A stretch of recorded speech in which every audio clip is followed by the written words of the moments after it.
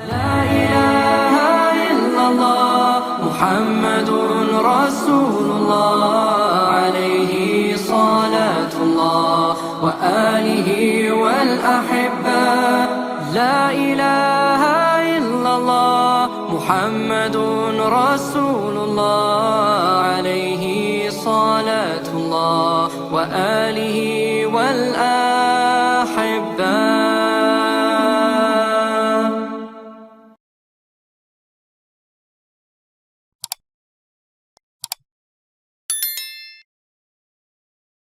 Assalamualaikum Buya. Salam. Saya hamba Allah ingin bertanya. Orang tua kami setiap kesempatan meminta untuk kami anak-anaknya agar dibuatkan makam nanti di halaman atau dekat dengan rumah. Dengan harapan anak-anak dengan mudah untuk kirim doa atau tahlil ke makam. Pertanyaan kami Buya, apakah hukumnya dalam Islam untuk membuat makam di halaman rumah? Terlepas kami hanya orang awam, bukan keluarga ulama, yang biasanya makam ada di area pesantren.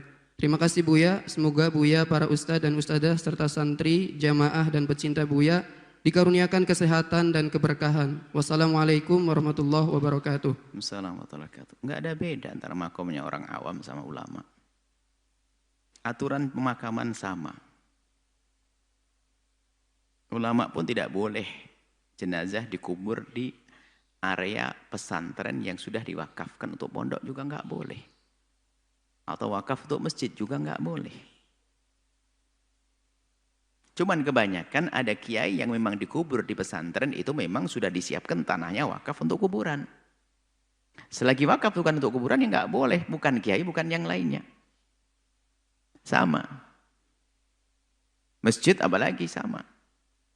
Jadi kalau seorang mewakafkan tanah adalah harus dipatuhi sampai fuqaha ulama sudah menjadikan satu rambu-rambu ya ini syaratul waqifi karena si syari'. Jadi kalau orang yang mewakafkan menginginkan untuk pesantren ya untuk pesantren nggak boleh, kuburan nggak boleh, haram. Kecuali yang bisa di kota memang diwakafkan dari awal sebelum diwakafkan untuk masjid atau pondok tapi untuk pesantren. Ini satu. Jadi sama nggak ada beda. Jangan kalau kiai boleh, oh enggak sama, enggak boleh. Kiai kan punya pondok pesantren. Nah, mungkin ada sebagian kiai memang tanahnya belum diwakafkan. Kalau tanah punya kiai belum diwakafkan, nanti punya masalah baru lagi. Kalau dibangun dengan harta wakaf, jadi enggak diperkenankan nanti. Karena apa? Harta wakaf bagaimana ditumpangkan dengan tanah yang bukan wakaf. Nanti bisa dijual sama anaknya, hati-hati. Ini masalah bab wakaf ya. Wakaf harus hati-hati, benar. Nah, kemudian ini, orang tua berpesan untuk dikubur di tanah. Tanahnya tanah Anda sendiri, berarti setelah beliau wafat adalah tanah Anda. Jadi begini, jika seorang meninggal dunia, dikuburkan di sebuah tempat, kalau tempat itu adalah tempat yang bukan miliknya adalah haram, gosok. Harus minta ridho kepada yang punya. Karena kehormatan mayit harus dijaga. Kehormatan mayit harus dijaga, nggak boleh mayit itu harus kehormatan, dijaga kuburannya dan seterusnya. Lah kok ada orang ngubur di tanah kita? Enggak, dosa dia.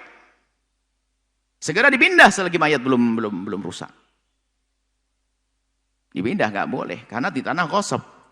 Lalu di tanah sendiri bagaimana? Maka bunyinya begini, setiap mayat yang dikuburkan di tanahnya maka secara otomatis tanah itu akan menjadi tanah wakaf yang enggak boleh diganggu. Wakaf untuk kuburannya saja. Secukupnya itu saja. Enggak boleh diganggu.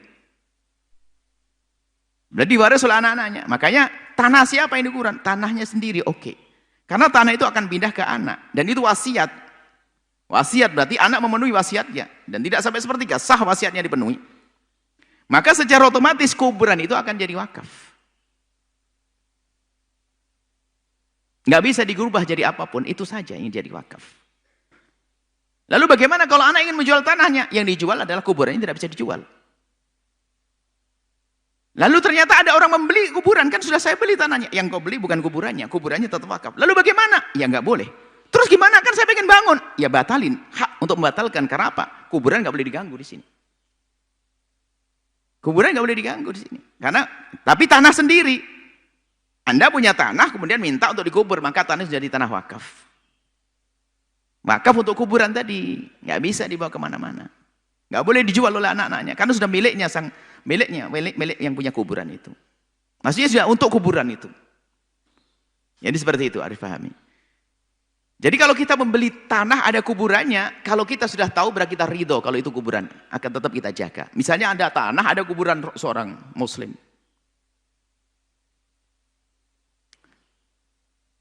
Bahkan kalau bukan muslim namanya dhimmi. Ini ada kuburan seorang muslim di situ. Saya beli tanah ada kuburannya. Berarti kita membeli semua tanah kecuali kuburan. Kuburan nggak bisa dijual belikan di sini. Lalu bagaimana harus kita jaga? Nggak boleh. Kehormatan seorang manusia dijaga, nggak boleh. Seperti itu. Jadi kita beli. Aduh, saya kan pengen bangun di sini ada makan. Ya sudah, batalin dong. Nggak ada kuburannya. Maka dari itu harus hati-hati masalah mengkubur itu. Kalau di tanah sendiri, oke, bukan kosong. Yang repot adalah mengkubur di tanahnya orang. Kalau di tanah orang menyuruh, kubur saja di tanah saya. Dia sebenarnya telah memberikan untuk jadi wakaf. Secara otomatis. Karena apa? Hukum mayat nggak bisa dia suruh pindah. Kamu pindah kamar sebelah, nggak ada. Harus di situ selamanya. Ini adalah masalah, tolong hati-hati masalah ini. Adalah sebagian latah dikubur di samping, yang mungkin seorang ustadz dikubur di pondok. Ya kalau memang tanahnya tanah wakaf untuk kuburan, tidak ada masalah. Atau memang pondoknya tanahnya tidak tanah wakaf, dibangun sendiri dengan duitnya sendiri. Yang jadi masalah ustadz, duitnya, pondoknya dibangun dengan duitnya orang, tatonya tanahnya belum wakaf. Giliran mati dijual sama anaknya, kan repot nanti. Seperti itu. Jadi pertanyaan tadi, boleh-boleh saja. Kalau seandainya orang tua Anda meninggal dunia, kemudian dikubur di tempat, di tanahnya sendiri, maka tanah itu menjadi tanah wakaf untuk kuburannya. Dan setelah itu Anda tidak bisa menjual tanah, menjual kuburannya saja, kalau tanahnya dikirikannya jual. Cuman kehormatannya gimana nanti? Maka sebaiknya kalau Anda ingin mengubur orang tua Anda, langsung Anda pasang satu tempat yang sudah Anda khususkan untuk kuburan itu. Jika nanti dijual juga tetap terhormat itu kuburan. Jadi tempatnya itu adalah tempat yang sekiranya di kedepan hari bisa dijaga itu kuburan. Itu loh jadi kalau membuat kuburan itu. Jangan sampai menjadi orang bingung nanti akhirnya, naudzubillah, kuburan tidak terhormat. Di saat hidup kita qad karamna bani Adam. Setelah meninggal kita muliakan. Anak Adam waktu hidup dimuliakan. Setelah meninggal juga kuburannya dijaga. Nggak boleh kita menginjak-injak, duduk di atasnya dan sebagainya. Baik seperti itu ya. Semoga Allah memberikan kepada kita semua umur panjang dalam keadaan taat kepada Allah, sehat dan kelak husnul khatimah. La ilaha illallah Muhammadun Rasulullah alaihi salatullah wa alihi wal ahibba.